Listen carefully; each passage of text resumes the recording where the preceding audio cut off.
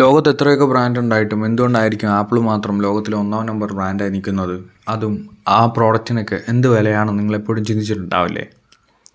Apple ഒരിക്കലും കച്ചവടമാക്കുന്നത് അവരുടെ ലാപ്ടോപ്പോ അല്ലെങ്കിൽ ഒരു ഫോൺ മാത്രമല്ല, മറിച്ച് ഒരു സ്റ്റാറ്റസ്, ഒരു ലൈഫ് സ്റ്റൈൽ അല്ലെങ്കിൽ ഒരു ക്രിയേറ്റിവിറ്റി.